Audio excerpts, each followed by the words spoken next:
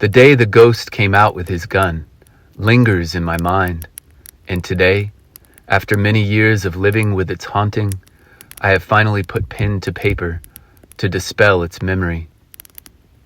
I picked up the gun, felt the cold steel in my palm, saw the flames of sulfur exploding from the barrel, the bullet racing toward its target. Then he grabbed it from my hand, dismantling it in seconds. The mechanics of the firearm strewn out on the desk before me, an explosion of letters on paper. "Guns are so overused," he said, as he walks to the front of the classroom. Guns and bombs, car chases and boat chases. They fire up your adrenaline like a cheap sweet that fades quickly. Dig deeper. Find another tool to move your story forward. Go below the surface of the addiction to violence and vengeance.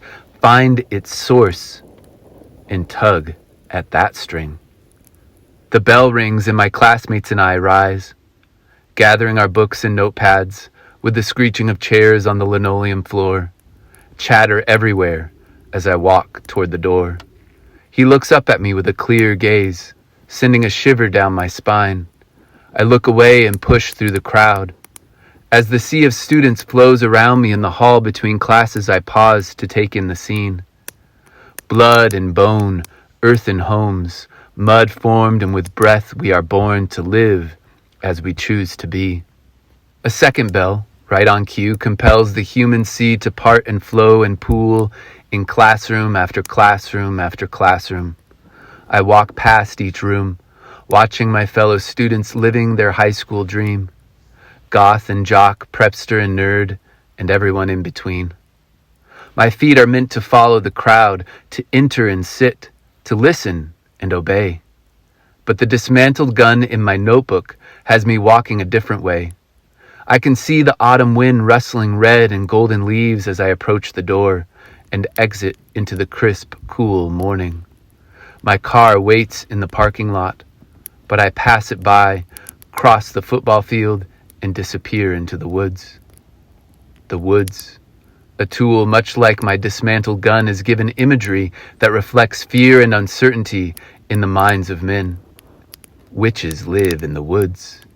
Witches and wolves, goblins and trolls, spiders and swamps. Yet as my feet touch the earth beneath the limbs of towering giants, I feel a different story unfold. The story of connection, companionship, harmony and balance. From the tiniest ant to the tallest tree, all together create a symphony that pulses with life and color and sound. Chipmunks and squirrels and blue jays gathering nuts for the winter. Red and gold leaves fall to cover the roots of the trees, becoming energy that will feed each tree in spring. The diversity of personality, wardrobe, movement, and conversation between each member of the forest family mimics my classmates as they sit on their ass, listening or not, learning or not. Most, if not all, completely unaware of the life that radiates all around me as I gaze into the autumn sun. Suddenly, the stillness of the woods is destroyed with the explosions of much more than letters on paper. Someone has reassembled the gun in my notebook, and with the slightest touch of his finger is blowing a hole in the heart of my world.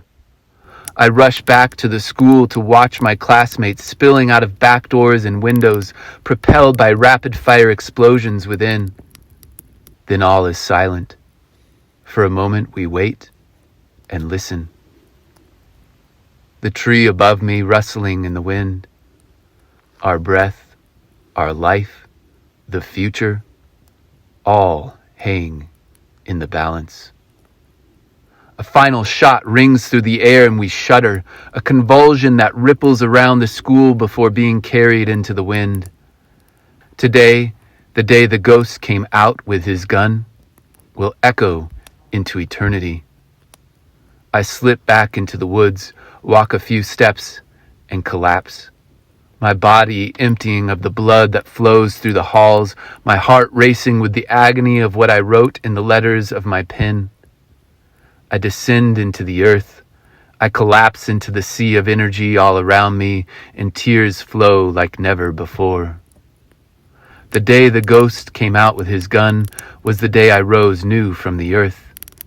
I gathered with my friends, and we mourned the day the gun came out like a ghost.